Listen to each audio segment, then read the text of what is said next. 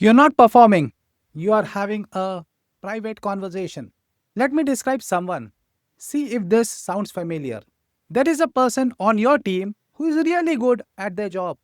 They think clearly, they solve hard problems. When things go wrong, people quietly go to them for help. But in meetings, they barely speak. And when they do speak, someone louder jumps in 2 seconds later and says almost the same thing and gets all the credit. That person might be you. And if it is you, I want you to know something. You don't have an influence problem, you have a visibility problem. And those are two very different things. Today, I am going to give you a framework for building real influence at work without pretending to be someone that you are not, without being loud, without playing games, just by being more deliberate about how and when you show up. I spent 30 years as an IT leader and as a chief operating officer. I have been in hundreds of meetings where decisions were made about who to promote, who to put on big project, and who to trust with important client. And I will tell you something that might surprise you. The people who got picked were not always the loudest.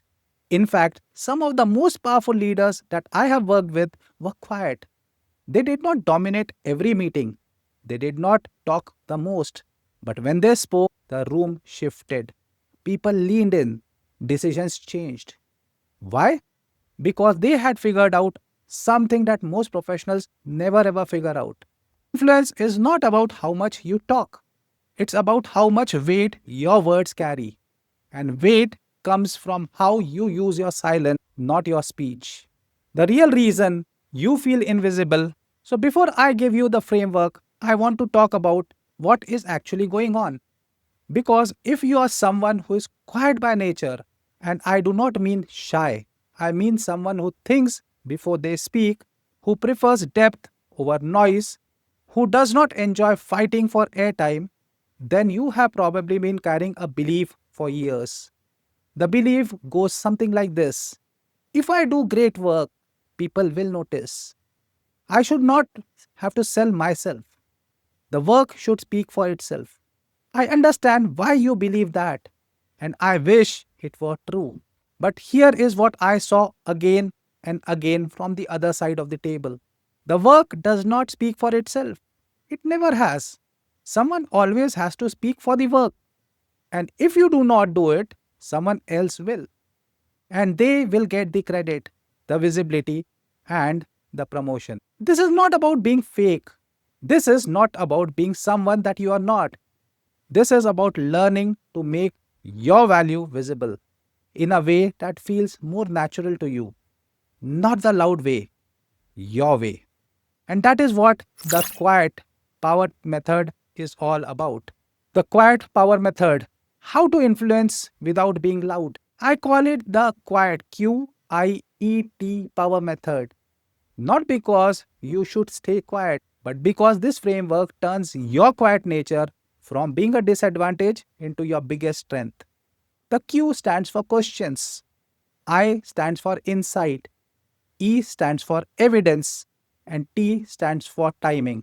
Let me walk you through with each one. Q questions, the most underrated power. Here is something most people do not realize. You do not need to have the best answer in the room to have most influence.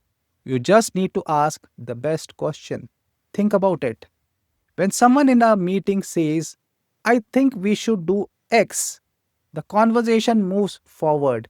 But when someone says, have we thought about what will happen if X does not work?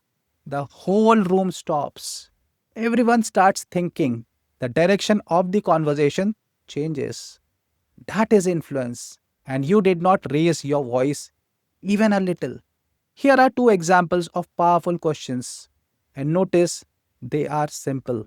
No jargon, no complicated words. The first question is, before we commit to this timeline, can I ask what is our backup plan if the client changes scope halfway through?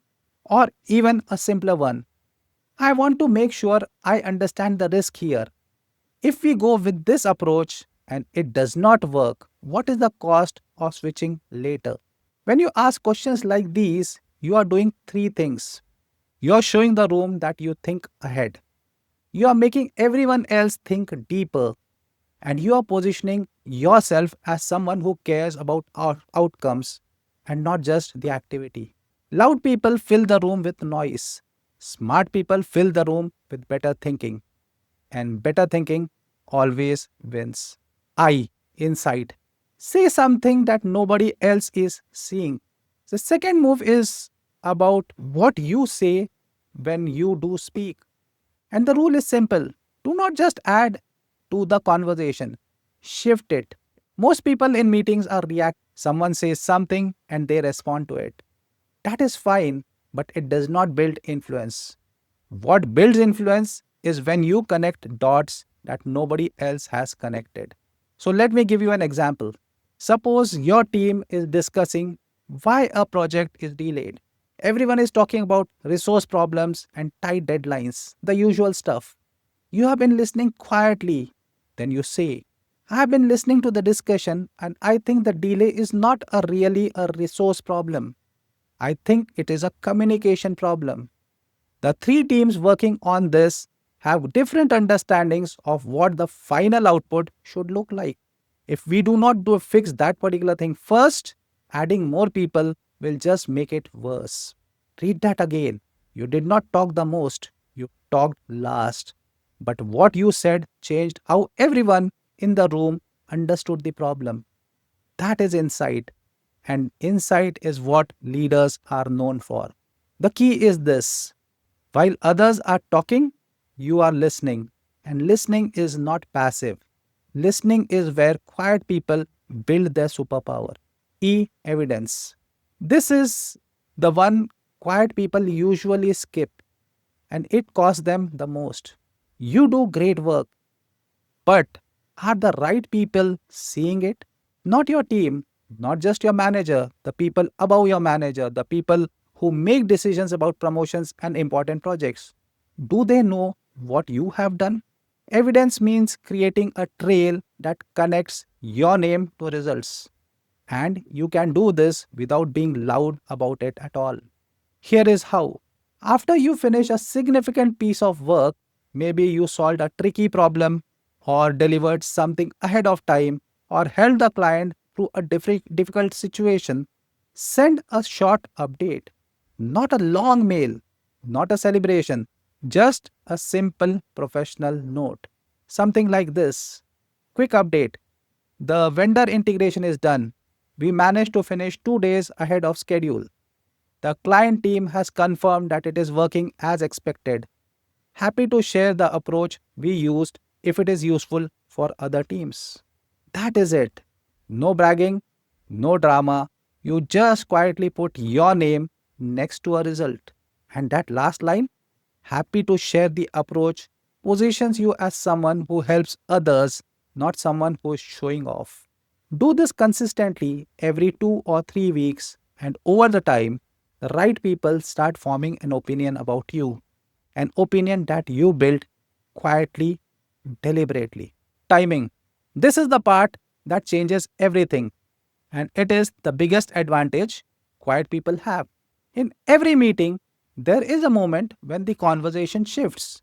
The debate is going back and forth, people are going in circles, and then suddenly someone says the thing that settles it. That is the moment of maximum influence.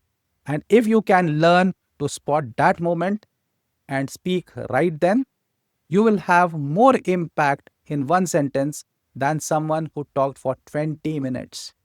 Let me give you a real example. I was coaching someone, let's call her Meera. She is a project manager at a consulting firm. She told me that in her leadership meetings, the same 2 or 3 people always dominated. She felt like she could never get a word in. I told her, stop trying to get a word in. Instead, wait, listen. And when the conversation starts to go in circles, when people start repeating themselves, that is your moment. That is when the room is ready for someone to bring it all together. In her next meeting, she did exactly that. The team was debating two different approaches to a delivery problem. After 15 minutes, she said, I've been listening to both the sides and I think both have merit. But the real question we have not yet asked is, what does the client actually need by Friday? If we start from there, the choice becomes much simpler. She told me later that the room went quiet for 2 seconds. And then her director said, That is exactly right. Let us go with that. You do not need to speak first. You do not need to speak the most. You need to speak when it matters. And that is a skill you can practice. So, what a week of quiet influence looks like? Let me pull all the four pieces together so you can see how this works in a normal work week. Monday, you are in a planning meeting. Everyone is excited about a new approach. You listen carefully and then you ask one question.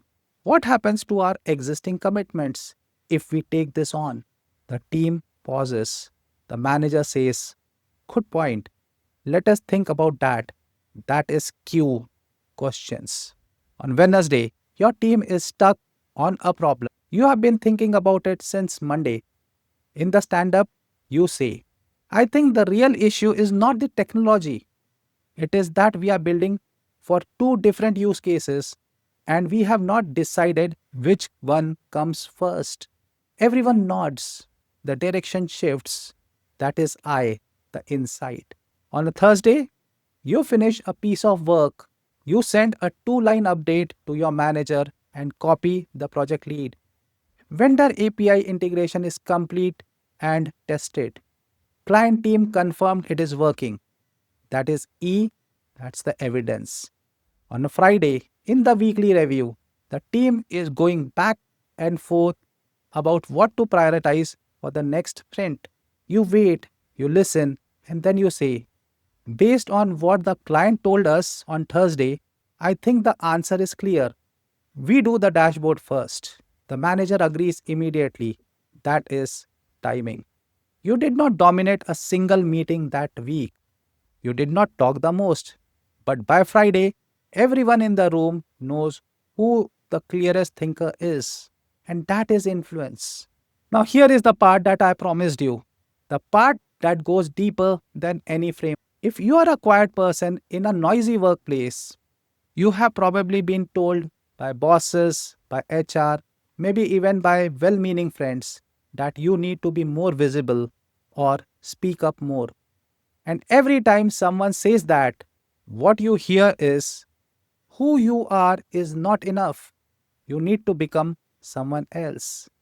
Well, that is not true. You do not need to become loud.